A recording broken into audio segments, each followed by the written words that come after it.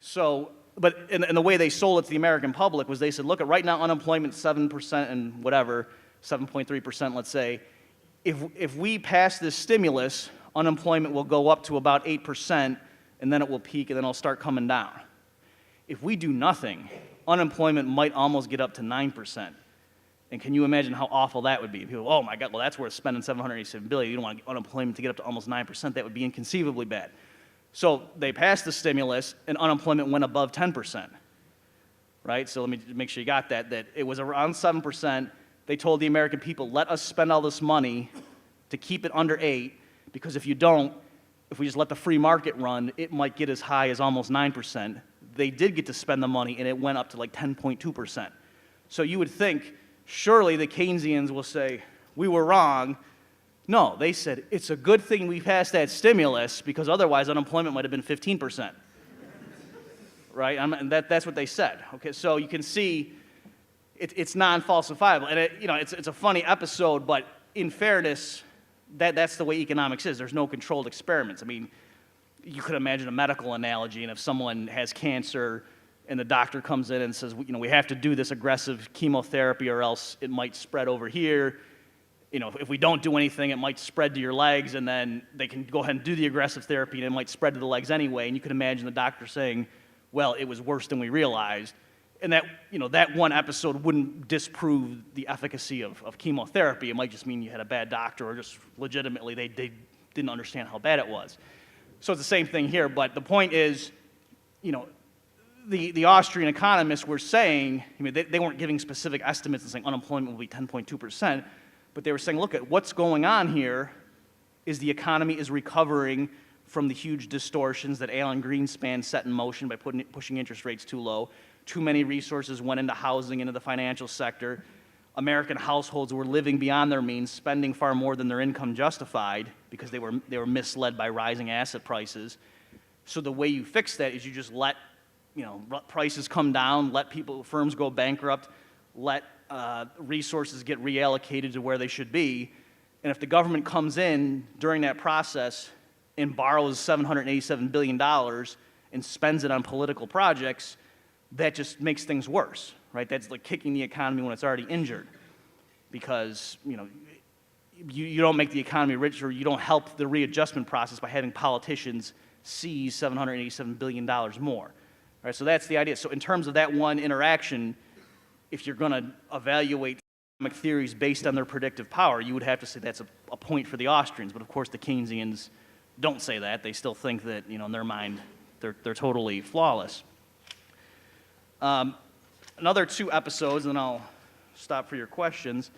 So on December 27th of 2008, Paul Krugman had a blog post called Hangover Theorists.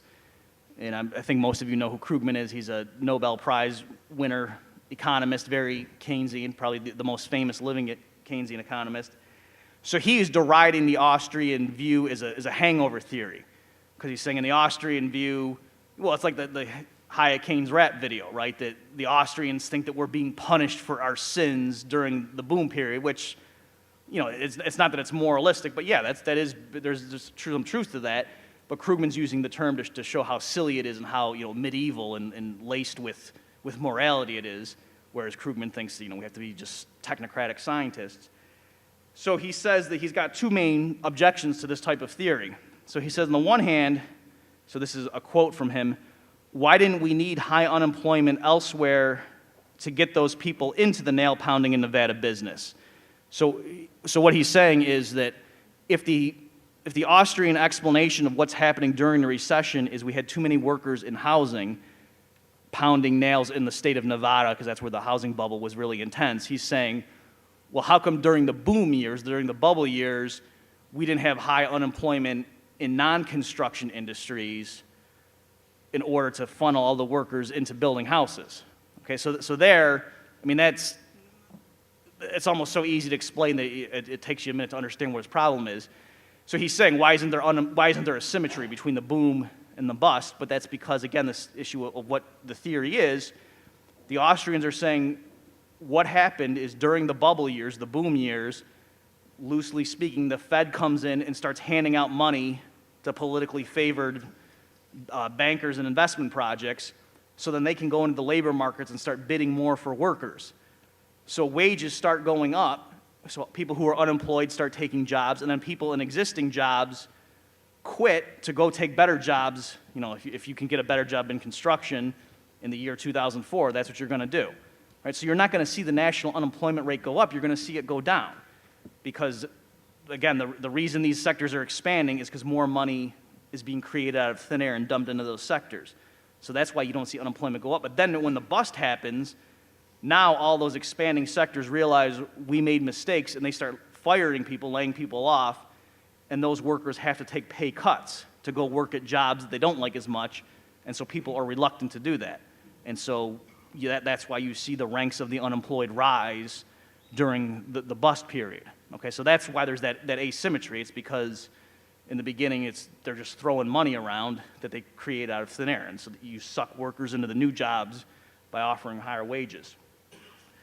Okay, and then Krugman goes on, he has another objection. He says, again, he's writing at the end of 2008, he says, look, I'm looking at the Bureau of Labor Statistics data, and it's ranking states, U.S. states, by the rise in their unemployment rates over the past 12 months.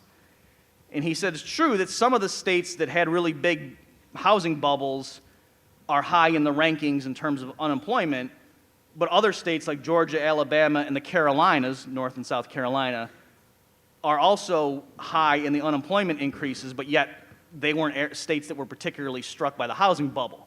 So he's saying, you Austrians or you hangover theorists, how can you explain that? If this is all about the economy responding to the mistakes of the housing bubble years, then why do we see some of the states with the worst increase in unemployment, being states that didn't have a particularly big housing bubble? So he's trying to say this isn't about the housing bubble, this is just about a fall in total spending.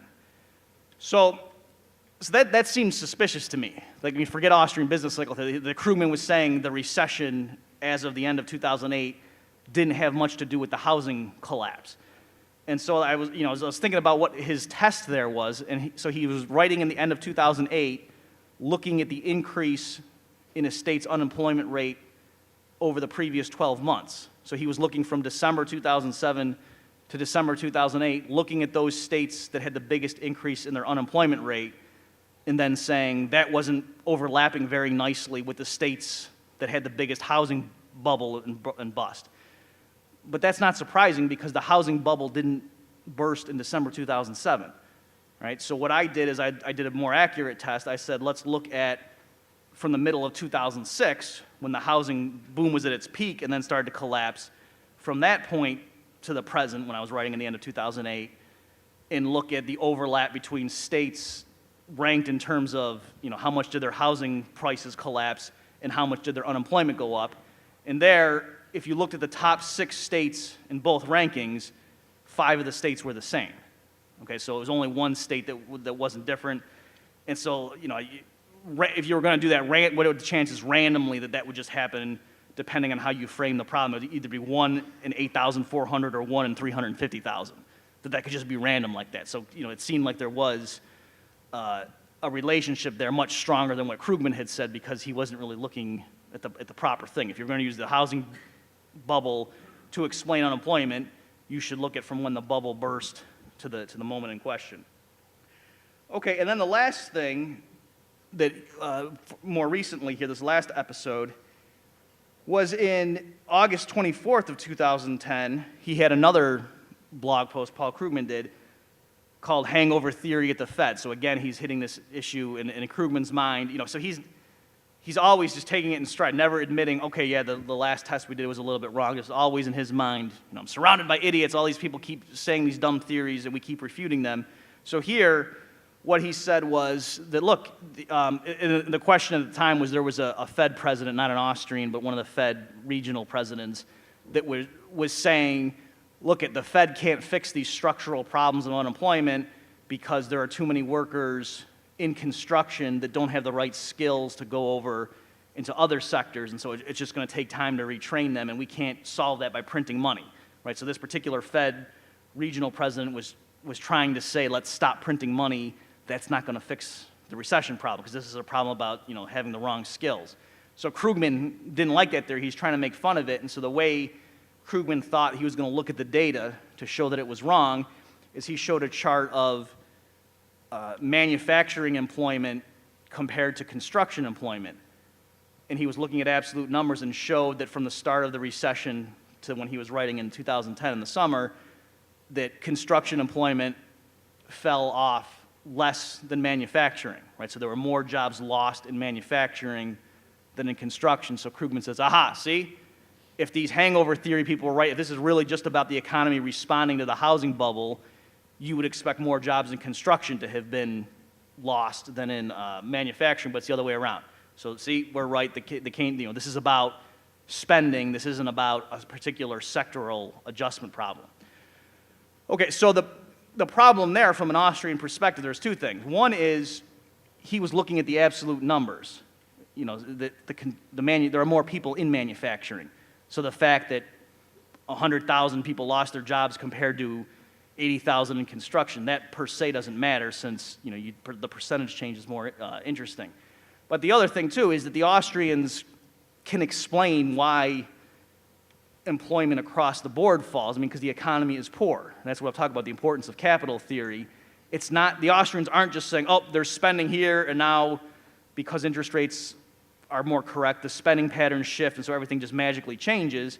No, we made malinvestments. Capital got misallocated, and so the economy, we are genuinely poorer than we otherwise would be. So that's why you have this general fall in the standard of living. And so what I did is I looked at the index, and also I disaggregated it. So I looked at construction, durable manufacturing, non-durable manufacturing, and retail. And so in the Austrian view, you would the interest rate has to do with time. And so you would think that the lower interest rate would stimulate construction more than manufacturing, because construction is like a higher order, a longer term thing. And then within the manufacturing sector, the interest rate would stimulate durable more than non-durable. And then the thing that would respond the least would be retail, because that's closer to consumption, for those of you who are familiar with these, with Austrian capital theory. And when you go and plot it, I mean, it's exactly like what you would have wanted. Like if you were doing a textbook, you might want to include the chart, because it's beautiful that from the start of the collapse of the boom to present, when I was writing this in 2010, construction fell the most, and it was the deepest trough, and then it slowly responded. Durable manufacturing fell the next hardest and then responded after a lag, and then non-durable the next, and retail fell the least. Okay, so it was, disaggregating it across those sectors, they responded exactly the way you would want if you thought this had to do with interest rates and how the interest rate affects different sectors based on, how durable they are or how much time they involve, which is exactly what the Austrian Theory predicted. Whereas if you're trying to explain the recession and just say, yeah, people just aren't spending enough because they're afraid, and total spending is down, there's no reason. Why would total spending in construction be down more than in non-durable manufacturing? And why would, among the manufacturing, why would it matter whether it was durable or non-durable if it's just spending is down? And furthermore, you would think that if anything, retail might fall more, since the transmission is from people not spending enough, from consumers not spending enough. You would think retail would fall first, and then everything else would respond, right? So anyway, the point is just these three areas where the Keynesians were the ones who sort of picked these criteria and said, aha, see, we're better than the Austrians on this. When you went and looked at the data, you said, well, no, actually, the Austrians are better. So I think in terms of the standard scientific method, I mean, that's really a strong test when the opponents of the theory set up the criteria, and then it turns out upon closer inspection, well, no, actually, the Austrians are better on that. So with that, I will stop there, and I'll take your questions.